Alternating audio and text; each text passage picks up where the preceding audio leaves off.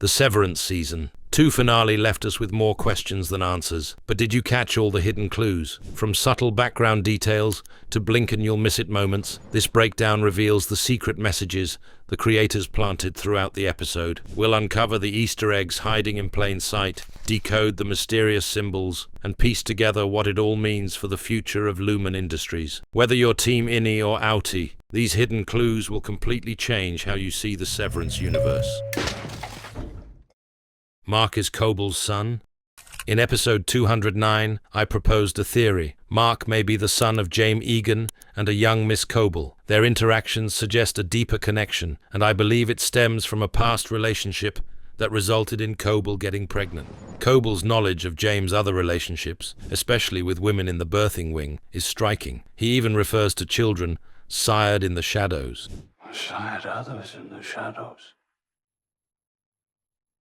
But he wasn't in them either. If Coble had a child, it's not far-fetched to think that child is Mark. Consider her behavior, how she watches over him, her maternal gestures like baking cookies. Then there's that emotional line she says to him, "I care for you." I care for you. In a show where dialogue is precise and layered, that moment felt too intimate to be random. It's likely a hint toward a hidden past. Perhaps Coble had to give up her son at a young age. If this is true, it changes everything. She's not just a cold Lumen enforcer. She's a mother operating in secret, emotionally tied to the man she's manipulating. That one theory reshapes our entire understanding of her. Cold Harbor Explained.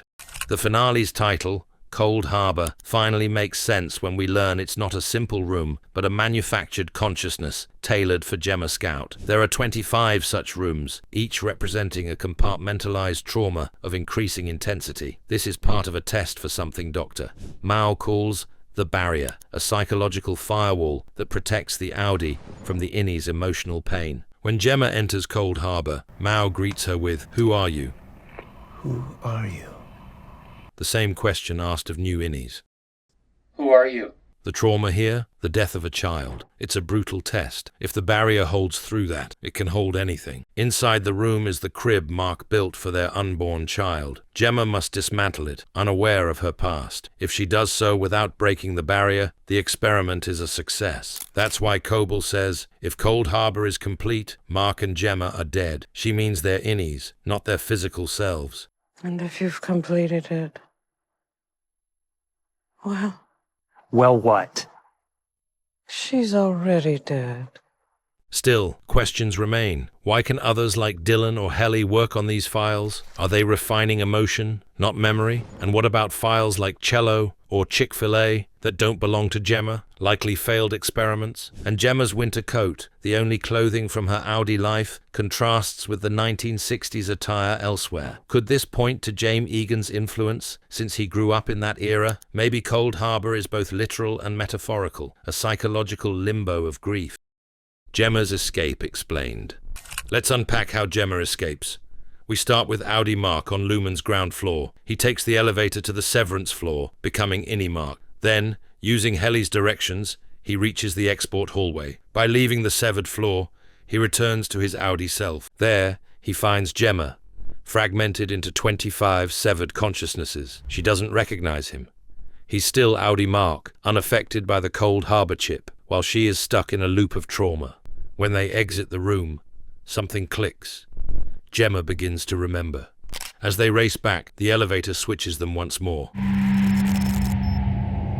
Mark becomes Innie Mark. Gemma reverts to Miss Casey, and at the stairwell threshold, only one of them crosses. Miss Casey turns back into Gemma. Mark stays behind, with Helly.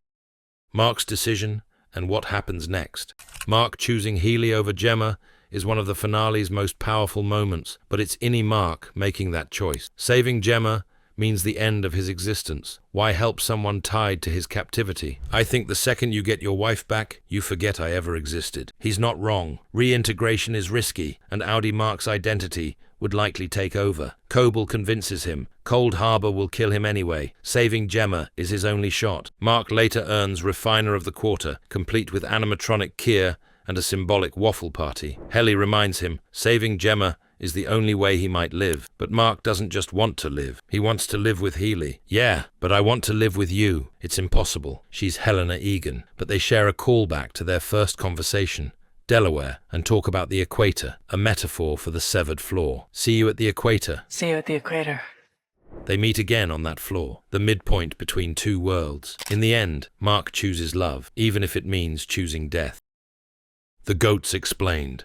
Let's talk goats. Yes, goats. Baby goats are called kids, and they're sacrificed in a ritual tied to Gemma's trauma. Lauren, head of Mamlian's Nurturable, brings one to Drummond. The ritual is cult-like. Lauren wears dark, ominous clothing. Even she seems uneasy. The altar resembles a swaddled baby, a painful mirror of Gemma dismantling a crib. This goat symbolizes more than a literal sacrifice. In mythology, goats are often psychopomps, beings that guide souls between worlds. Maybe this spirit leads Gemma through Lumen's labyrinth. What happens to Dylan?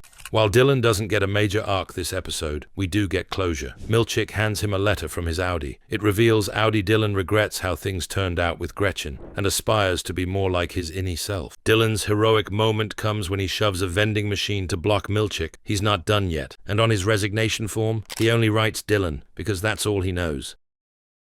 Looking ahead to Season 3.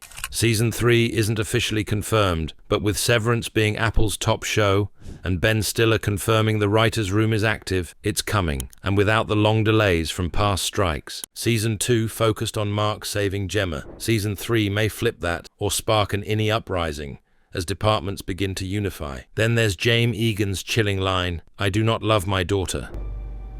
I do not love my daughter. Helly may be the true heir to Kier's legacy. If James lets her live outside with Innie Mark, they could have a twisted version of freedom. Severance has never been more haunting or more beautiful.